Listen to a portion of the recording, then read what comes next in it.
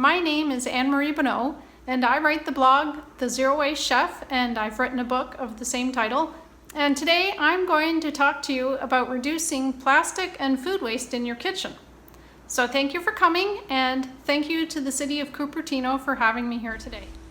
My journey to zero waste living began back in 2011 when I started reading about plastic pollution swirling around in the 5 gyres in our oceans. I had no idea this was happening, and I was horrified. Animals ingest it, they get tangled in it, they feed it to their young. I mean, it's just heartbreaking. So I told my older daughter at the time, Mary Catherine, I said, we have to get off of plastic. And she said, okay, great. We made our first trip to the grocery store, and we saw plastic everywhere, especially in the middle aisles of the grocery store. That's where you find the highly processed food. And almost all of that comes in shiny plastic wrappers. But you'll even find it in the produce section. Cauliflower and cucumbers, those will be wrapped in plastic. In the dairy section, you'll see egg cartons that are plastic, or all of the milk cartons, those are lined with plastic. And of course the meat section, everything is in plastic there too. So finally, in the bathroom tissue aisle, after doing our shopping, I remember standing there and looking at all of the bathroom tissue rolls, everything wrapped in plastic, and I said to my daughter, how are we ever going to do this? This is going to be impossible. But Mary Catherine started doing lots of research, and she found all of these swaps we could make, and little by little we cut the plastic. And it didn't happen overnight. It took months. One of the first things Mary Catherine did was to conduct a waste audit. She would save all of our plastic waste for the week and take a picture of it. That gave us a good idea of where the plastic came from in our home. Most of it came from the kitchen. Here you see plastic yogurt tubs, ice cream and milk cartons, which are lined with plastic, plastic utensils, plastic bags for frozen fruit, sugar, soap, snacks, a big jug of vinegar, all the usual stuff. The pictures aren't of the best quality. MK took these with her iPhone 2S. That's how long we've been doing this. And here are some after pics. My kids started taking lunch to school in reusable metal lunch containers. They cost more up front than a box of plastic baggies, but eventually pay for themselves. We started buying milk in returnable glass bottles, and we began to drink less milk. I stopped buying packages of frozen fruit and started freezing fruit myself. I prep fresh fruit, freeze it in a single layer on a cookie sheet, and once that's frozen, put the fruit in jars in the freezer. Switching from plastic bottles of liquid soap to naked bar soap is probably the easiest swap, plus you stop paying for the water in liquid soap. Pre-COVID, I bought all of my staples at the bulk bins, like the sugar I used to quote-unquote make these sugars in the bottom middle. The white sugar is granulated sugar that I whirred around in a clean coffee grinder along with spent vanilla beans that I had used to make vanilla extract. That made really delicious superfine vanilla sugar. I made the brown sugar you see here with granulated sugar mixed in with a bit of molasses. Shopping at the bulk bins with your own jars is a little difficult right now during COVID, but the bulk bins are slowly opening up again. And then in the bottom right, you see my homemade scrap vinegar that I make out of apple peels and apple cores. And that was the holy grail of plastic-free living for us. Like most people who conduct a plastic waste audit, we found that most of our plastic trash came from the kitchen. And once we started paying attention to plastic waste, we became more aware of all waste, including food waste. Between packaging and food waste, the kitchen presents the biggest opportunity to reduce waste. So start there. After all, you may vow to stop buying clothes and gadgets and knickknacks and stuff, but you need to eat. The best place to shop is also the closest to you and the most economical, your refrigerator. Before you go out shopping for more food, look through the refrigerator at what you already have on hand. What's the most perishable food you find? What dish can you cook with it? Shopping the fridge first reduces not only the amount of food that goes uneaten, but also the packaging that comes along with that food. Do you garden? If you do, then you probably don't need me to tell you, but go out there and see what's ready for harvesting. The rogue kabocha squash on the left is a volunteer that grew out of our compost bin. I love those. Next, check your freezer. I freeze all kinds of food in wide-mouth glass jars. I leave ample headspace at the top, and I cool hot foods down before putting them in there. This system has worked really well for me for a decade. As you can see, I freeze lots of tomatoes. More on that coming up. Now check the pantry. You might have some bread on hand that you can turn into a bread pudding or grind up into breadcrumbs. I often have at least a few mystery grains on my hands. Those are great for soups or as filler for burgers, either veggie or non-veggie. And now for the unpacking of what I found in the refrigerator and what I'm going to do with it. So first of all, in this cloth shopping bag, produce bag, I found two kind of sad looking radishes, but they're still edible. And I found this vinegar that my daughter used to make a quick pickle of some watermelon radishes. So I'm just going to slice these up and put them in there. If they don't fit, I have another jar with some more brine. So I'm going to do that.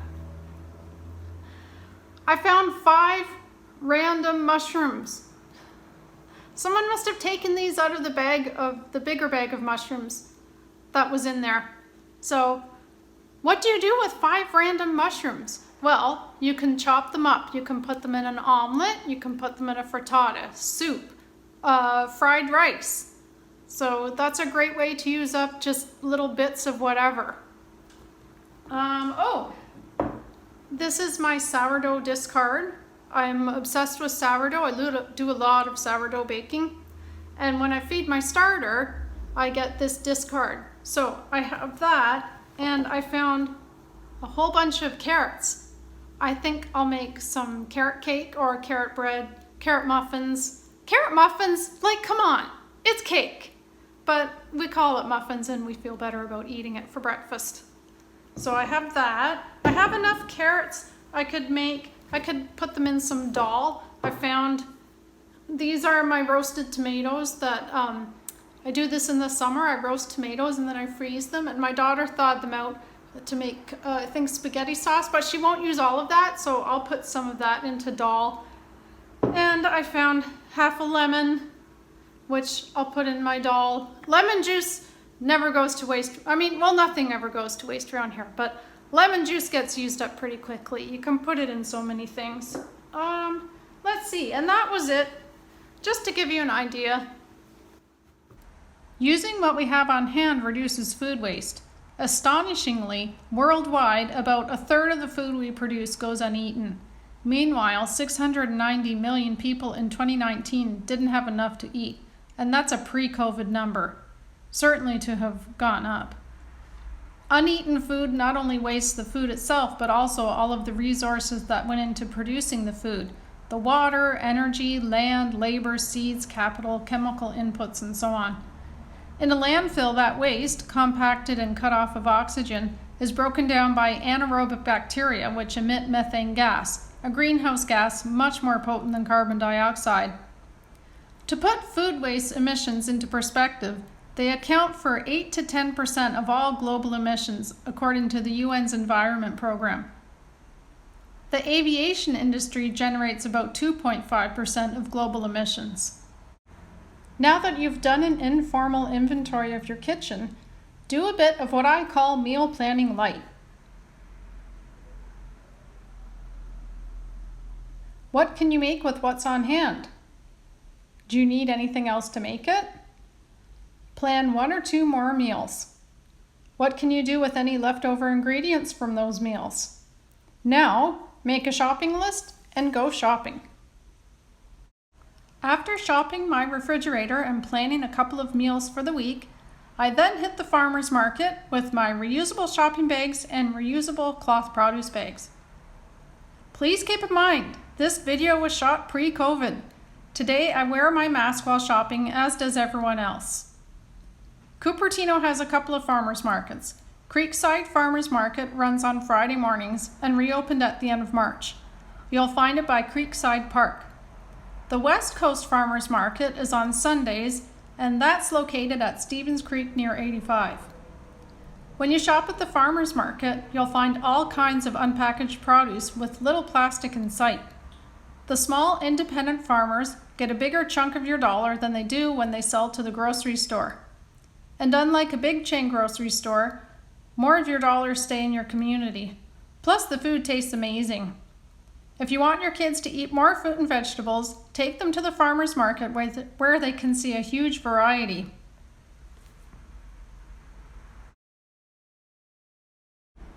After the farmers market, my next go-to place to fill up on groceries is at the bulk store. As I said, bulk shopping has been a bit challenging during COVID, but bulk bins have begun to open up. A friend of mine in San Francisco told me that in March, Rainbow Grocery, which has everything in bulk that you could possibly want, now allows shoppers to bring their own containers. Other stores will soon follow suit if they haven't already. In Cupertino, Sprouts and Whole Foods have pretty good bulk aisles. However, at the time I recorded this, they were still not allowing reusable containers. That's going to change probably soon, so keep asking.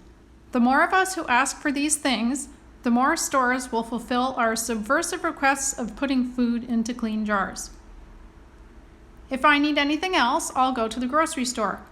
You can usually find lots of unpackaged produce in most grocery stores. This is a small independent store near me, Piazza's in Palo Alto. I shop at the local independent stores as much as possible. Unless we want every morsel of food coming from a giant corporation, we have to support the small independents to make sure they stay in business.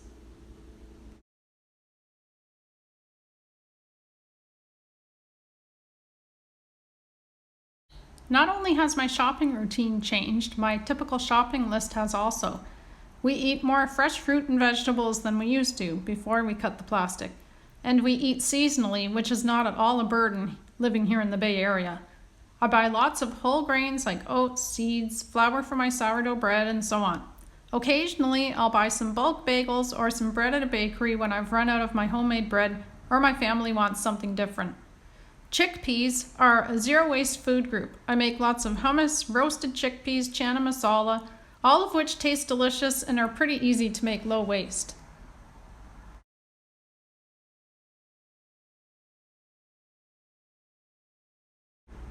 I buy my groceries with reusable shopping bags, produce bags, and jars.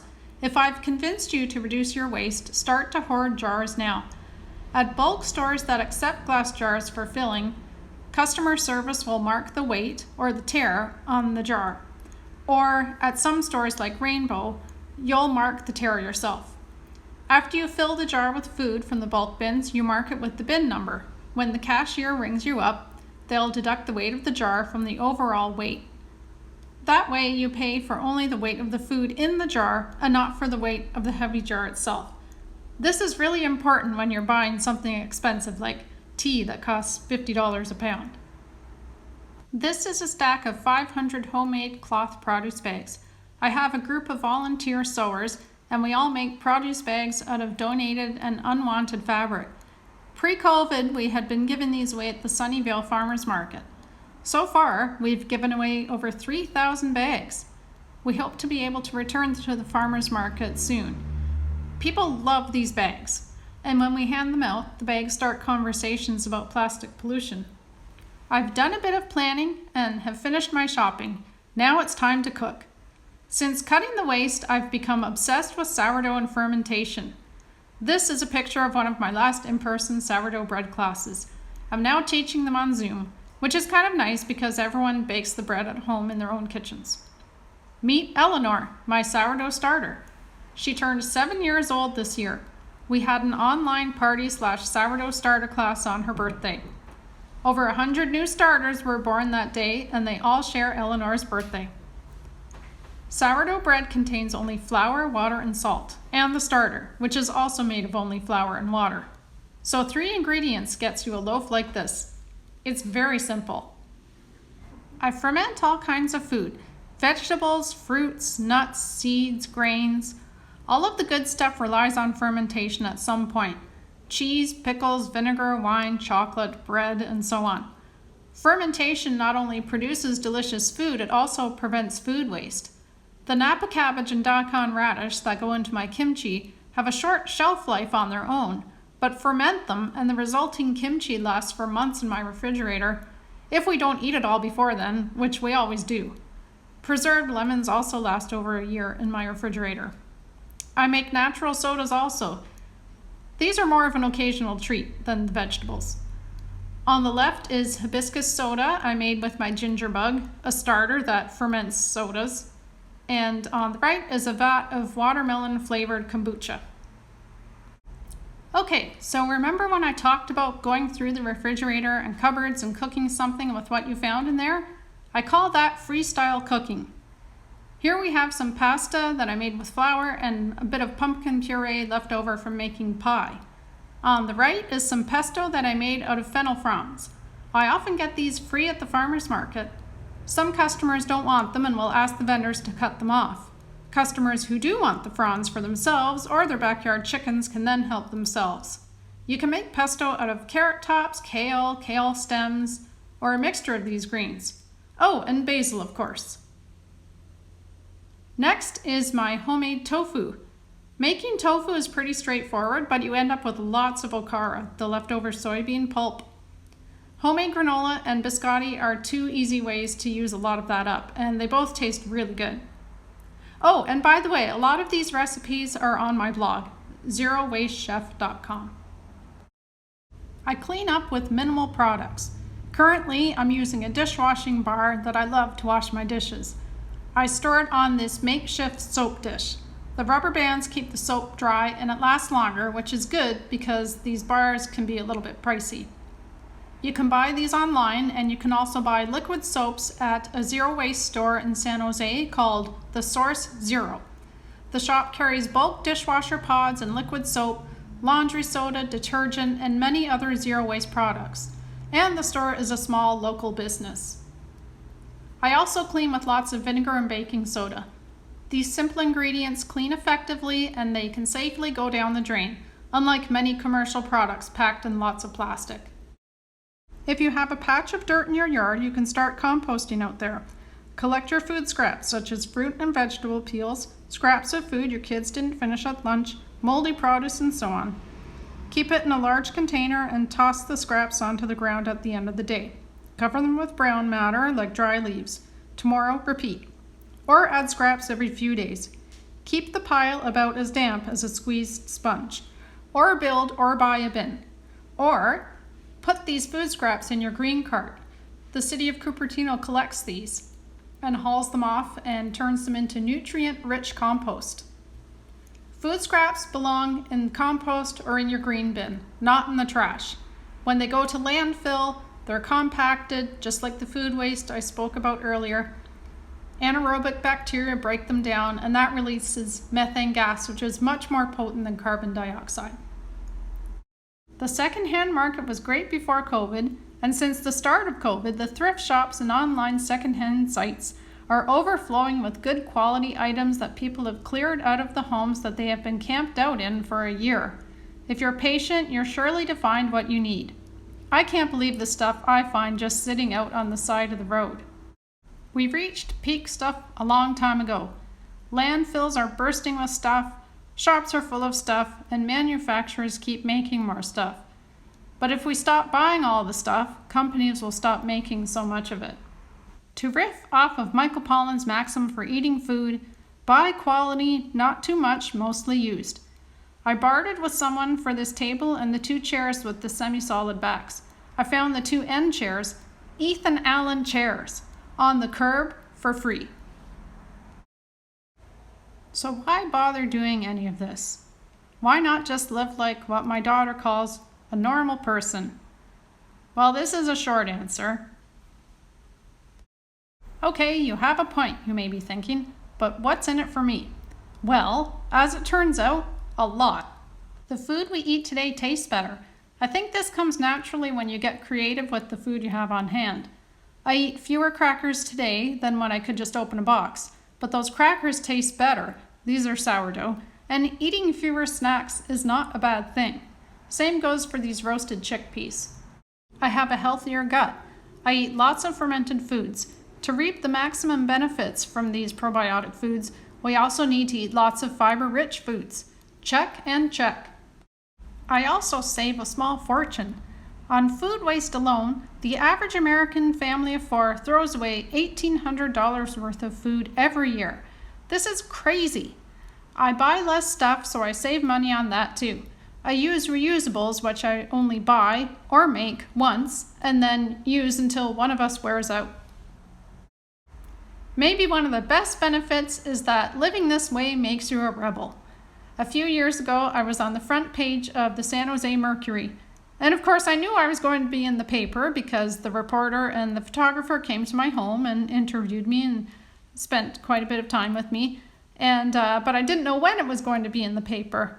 So one morning, a friend of mine texted me and she said, "Oh, great, right up in the Mercury." And I said, "Oh, great, I'll read it." And I did, and I thought, well, that's a good article, great. And then a little while later, I thought, oh, I wonder if it's also in the print edition. And so I went over to the grocery store, wearing the same shirt I have on in the picture. And I wandered around looking for the papers, and I saw them. And I looked, and there I was on the front page above the fold. And so I gasped. I had no idea. And I took my paper, and I was kind of in shock walking around the store. And I went to the cash register to pay for it, and I put it on the conveyor belt. And the woman in front of me, she turned around and to see what I was buying, and she kind of looked dismissively at the paper, and she swatted it, and she said, "Oh, that woman! She's so extreme!" And then I gasped again, and I put my hands up to my face. And she said, "I read the whole article, and I commend her, but she's so extreme." And then I just started laughing, and the woman looked at me and she said, "Oh, is that you?" And I have to thank her because that just made for such a great story. And I'm thrilled that I was on the front page of the Mercury. I love the press, that's great. But why is my lifestyle front page news? I mean, I ride my bike and I eat a lot of vegetables and I don't buy stuff. But today that makes me some sort of extreme, complete weirdo. So, I don't know, it's a little bit bizarre. So I've just given you a bunch of information about reducing your waste, but the most important step is to take the first step. If I've convinced you to reduce your waste, please do not develop an ulcer over it. The 0 in zero waste is just a goal. You never actually get there. But the term zero waste lifestyle sounds a lot catchier than the "I'm going to send less stuff to the landfill" lifestyle. So don't get all caught up with the 0. And also, please keep in mind that we individuals didn't create this mess. Absolutely, we need systemic change to mitigate the worst effects of climate change. But we also need individual change. We need it all. But just do your best.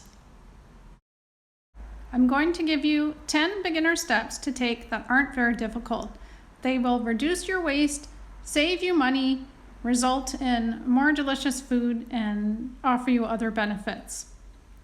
Number 1, do a waste audit. This will help you figure out what goes to waste and why, and you can then determine which steps to take. Number 2, make clear out the fridge soup. You can make soup out of just about anything. Within reason, of course. But if you have an onion and a couple of other random leftover vegetables, you can make soup. Add some leftover protein, maybe some grains, water, and you'll have a vat of food you can eat for a couple of nights. If you make too much, freeze it to enjoy later. No 2 pots are ever the same, but every batch tastes delicious. Number 3, save your vegetable scraps. As you prepare vegetables when cooking throughout the week, save the little bits: carrot ends, onion bits, celery tops, tomato peels, squash innards, and so on. Freeze them, and when you have a large batch, put them in a pot, barely cover with water, and simmer for about 20 minutes. Strain, and you have free broth. I haven't bought store-bought broth for about 10 years. I know what's going into mine, and it tastes delicious. Number 4, eat lower on the food chain. Take advantage of the amazing fresh fruit and vegetables we have here in Northern California. You'll get your recommended number of daily servings. Most Americans don't. You'll conserve resources that foods higher up require, and you'll eat less highly processed food that comes in shiny packages. Number 5, hoard glass jars. You'll use jars for everything. If you store your food in glass jars, not only does your food look more appetizing, you can see at a glance what you have on hand. If you see it, you're more likely to eat it and waste less of it. You can buy expensive tools to ferment food, but I just use jars. With bulk bins opening up again, use jars to buy food. Don't have a rolling pin? Use a jar or bottle to roll out dough. It works! And here are 5 more tips. One of my top blog posts of all time covers freezing food without plastic. You'll cut not only the plastic, but when you freeze food, you'll also reduce food waste. If you realize you won't be able to eat something you bought before it heads south, put it in the freezer. You can freeze all kinds of food. Bread, milk, eggs, whisk those up before you freeze them. Fruit, vegetables, leftovers, pizza dough, and so on. People seem to love seeing the inside of my freezer, so here's a little peek. I have jars of citrus zest up on top, some homemade pasta, leftover whey from making paneer, broth, and vegetable scraps to make more broth, a whole loaf of sourdough bread, and so on. And here's another easy swap. Ditch the capsules. Brewing coffee is such a wonderful ritual.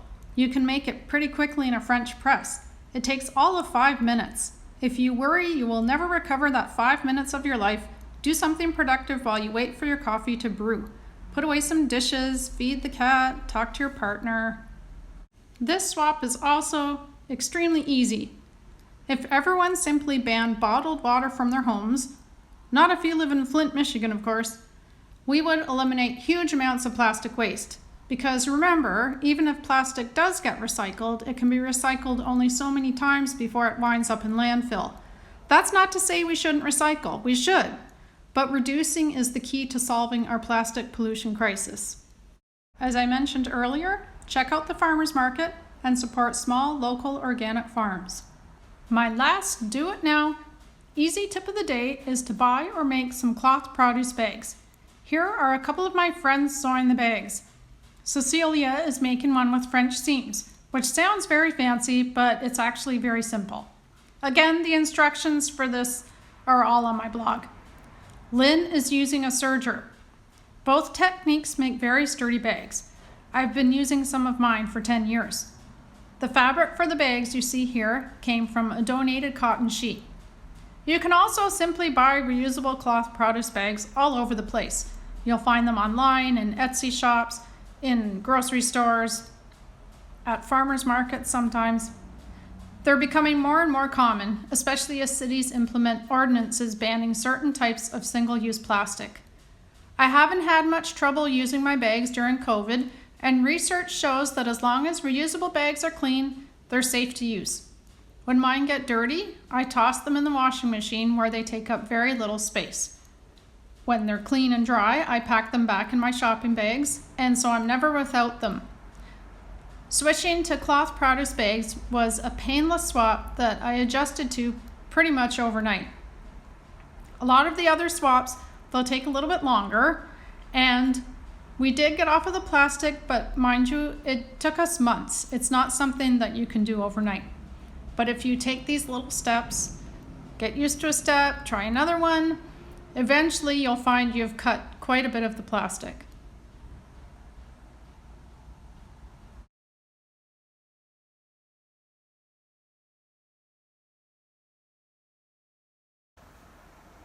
And there you have it, a crash course on zero waste living.